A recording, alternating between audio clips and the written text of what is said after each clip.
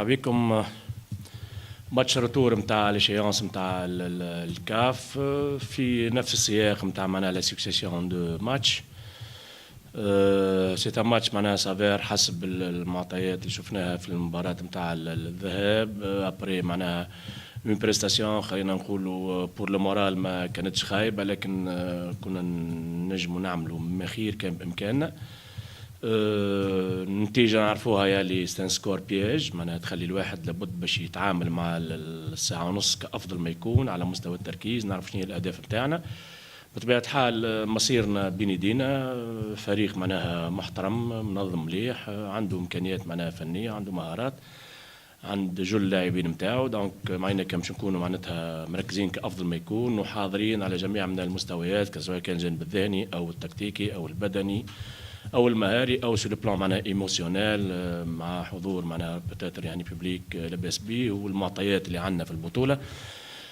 دونك لابد درجه التاهب نتاعنا والتركيز تكون كافضل ما يكون، واهم شيء نكونوا معناتها نعرف كيفاش نتعامل مع المباراه ونكونوا في احسن حالاتنا باش نجموا ناخذوا يعني ورقه تاهل المجموعات.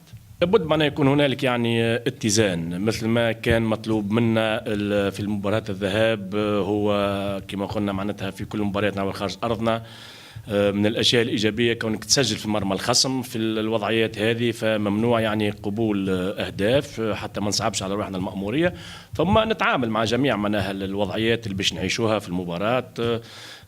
لأنه تسجيل هدف برك على امتداد معناها ساعة ونص أمر غير كافي بالمرة. لابد أنه ديما نفكر باش تكون يعني هنالك يعني هدفين فارق باش يكونوا الابري معناها من المفاجآت. دونك هذوما العمليات اللي ينجموا يصيروا في المباراة، مثل ما لا قدر الله معناها قبول هدف لابد باش تكون هناك ردة فعل كبيرة باش نرجع معناها بهدفين. دونك هذاك علاش يعني التعامل مع تسجيل هدفين يكون امر في بريفونسيون لنا احنا وحيطه باش ما نتفاجئش في المباراة، والا نتعامل معناها بالموجود، واهم شيء يكون الفوز.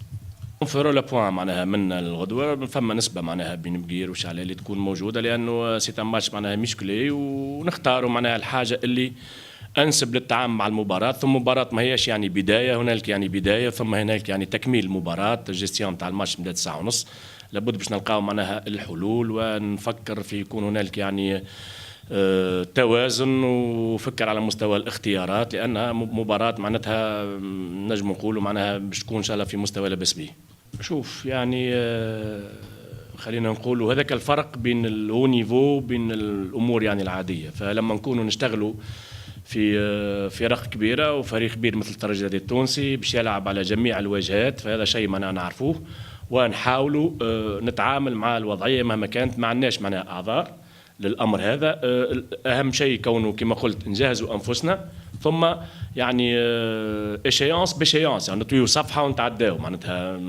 التاهل نتاعنا يكون يعطينا معنويات، يعطينا كذا، لكن ينجم ما نقولش صعبين الامور، لكن الامر يصبح غير في المباريات اللي بعدها. ما فماش معناها ثم هنالك ربط على مستوى ليزوموسيون، على مستوى معناها المعنويات، لكن ديما ناخذوا كل ايشيونس لحالها، كل مباراه لوحدها، ونحاول نتعامل معها مهما كانت معناها النتائج. مهما كانت النتائج لحد الان اليوم ما زلنا ما وصلنا لحتى شيء، ما زلنا ما زينا حتى شيء. دونك نتعامل مع جميع ليزيشيونس الموجودين والاهداف اللي موجودين، كل حاجه لحالها. وهذه شيمات معناها الفرق الكبيره. فريق كبير لابد باش يكون ماهوش يعني بالاسم، لابد باش تكون معناها حتى على مستوى التركيبه، على مستوى معناها التعامل نتاع اللاعبين، على مستوى الجيستيون، يكون في حجم ومستوى معناها لو نيفو.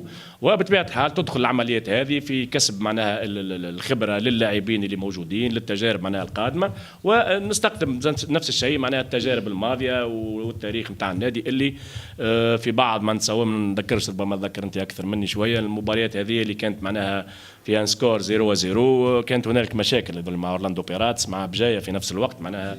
فلابد باش نتعامل مع اللي موجود، ومن ايشيونس لايشيونس ومن هدف لهدف، ونمر ونتعدى يعني اللي بعدها نحضر مهما كانت يعني الوضعيه.